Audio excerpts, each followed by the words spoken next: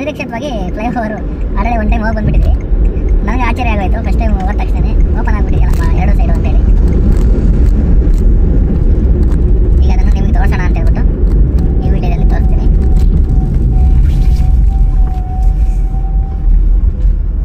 ನೋಡಿ ನಮ್ಮ ಹತ್ತಿ ಬೆಲೆ ಅಂತೂ ಯಾವಾಗಲೂ ಟೋಲು ಯಾವಾಗಲೂ ಭರ್ತಿಯಾಗೇ ಇರುತ್ತೆ. ಯಾವಾಗ ರೇರು ನಾವೊಂದು ಫ್ರೀಯಾಗಿ ಆರಾಮಾಗಿ ಹೋಗೋದಂತ ಹೇಳಿದ್ರೆ ಫುಲ್ ಯಾವಾಗ್ಲೂ ಇದೇ ಥರ ತುಂಬಿ ತುಳುಕಾಡುತ್ತೆ ಇರುತ್ತೆ ವೆಹಿಕಲ್ಗಳೆಲ್ಲ.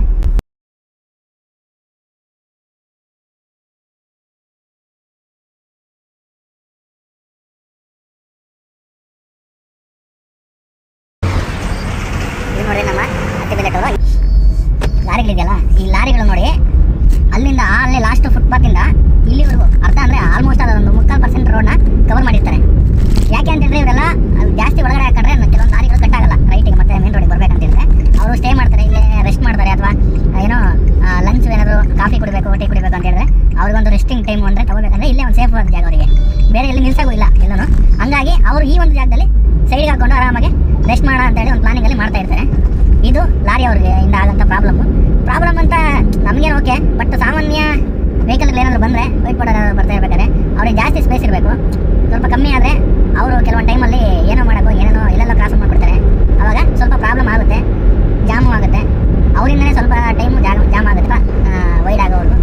ಇದೇ ನೋಡಿ ನಮ್ಮ ಮೇನ್ ಇದು ಬಂದು ಇದೇ ಒಂದು ಸ್ಪೆಷಲು. ಇದು ಹೈವೇ ನಿನ್ನೆ ಓಪನ್ ಮಾಡಿರೋದು ಅನ್ಕೊಂತೀನಿ, ನಿನ್ನೆ ಓಪನ್ ಆಗಿದೆ ನೋಡಿ. ಎರಡೂ ಸೈಡು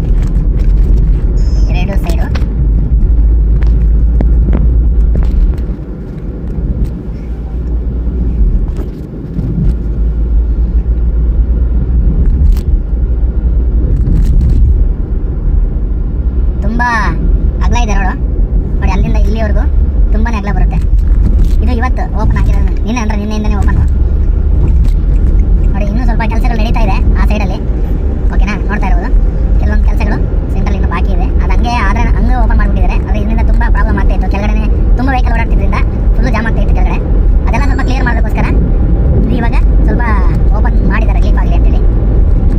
ಇದಂತೂ ತುಂಬಾ ಅವಶ್ಯಕ ಇತ್ತು ಈ ಒಂದು ಫ್ಲೈಓವರ್ ಓಪನ್ ಆಗೋದು ನೋಡಿ. ಅಣ್ಣ ಹಂಗೆ ಯೂಟರ್ನ್ ಎಲ್ಲ ಹೊಡಿತಾವನೆ, ಯಾಕಂದರೆ ಇಲ್ಲಿ ಮುಂದೆ ಯೂಟರ್ನ್ ಕ್ಲೋಸ್ ಮಾಡಿದ್ದಾರೆ, ಅದಕ್ಕೇ ಎಲ್ಲದರಲ್ಲೇ ಯೂಟರ್ನ್ ಹೊಡಿತಾವ್ರೆ. ಜಾಗ ಇಲ್ಲ ಹೋಗೋದಕ್ಕೆ, ಕೆಳಗಡೆ ಫ್ಲೈಓವರ್ ಕೆಳಗಡೆ ಬಿಟ್ಟಿದ್ದಾರೆ ಆ ಕಡೆ ಹೋಗೋದಕ್ಕೆ, ಆ ಥರ ಏನೋ ಪ್ಲಾನ್ ಮಾಡಿದ್ದಾರೆ. ಇಲ್ಲೊಂದು ಚಿಕ್ಕ ಜಾಗ ಇದೆ ಅಂತ ಅಂದ್ಕೊಂಡಿದ್ದೀನಿ ಹೋಗೋದಕ್ಕೆ. ಇದು ನೆಕ್ಸ್ಟು ಬರೋ ದಿನದಲ್ಲಿ ಇದು ಕ್ಲೋಸ್ ಮಾಡ್ತಾರೆ. ಯಾಕೆ ಅಂದರೆ ಸಡನ್ನಾಗಿ ಇಲ್ಲಿ ವೆಹಿಕಲ್ ಟರ್ನ್ ಆದರೆ ಅಲ್ಲಿ ಬರೋ ವೆಹಿಕಲ್ಗೆ ಪ್ರಾಬ್ಲಮ್ ಆಗುತ್ತೆ ನೋಡಿ. ನೋಡ್ತಾ ಇರ್ಬೋದು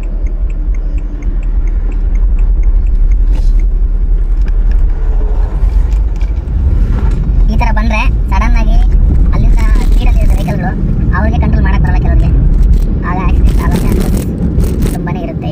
ನಾವಿರೋದು ಬಂದು ತಮಿಳ್ನಾಡಲ್ಲಿ, ಎಲ್ಲಿ ನೋಡ್ತಾ ಇರ್ಬೋದು ತಮಿಳಲ್ಲಿ ಆಲ್ರೆಡಿ ನಮಗೆ ತೋರಿಸ್ತಾ ಇದೆ, ಅಲ್ಲಿ ಬೋರ್ಡ್ಗಳೆಲ್ಲ ತಮಿಳಲ್ಲಿದೆ.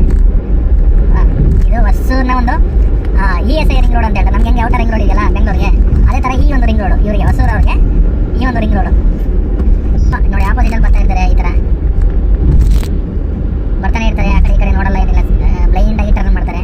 ಅವಾಗ ಏನಾಗುತ್ತೆ ಗೊತ್ತಾಗಲ್ಲ, ಫಾಸ್ಟಾಗಿ ಬರೋವಂಥವ್ರಿಗೆ ಪ್ರಾಬ್ಲಮ್ ನೋಡಿ. ಈ ಒಂದು ಜಂಕ್ಷನಲ್ಲಿ ಯಾರು ನಿಲ್ಲಲ್ಲ, ಆದ್ರೂ ಹೆಂಗಂದ್ರೆ ಹಂಗೆ ಬರ್ತಾ ಇರ್ತವೆ ವೆಹಿಕಲ್ಗಳು. ಸ್ವಲ್ಪ ಟೂ ವೀಲರ್ ಅವರು ನೋಡ್ಕೊಂಡು ಬರ್ಬೇಕು ಅಷ್ಟೇ, ಇನ್ನೇನೂ ಇಲ್ಲ.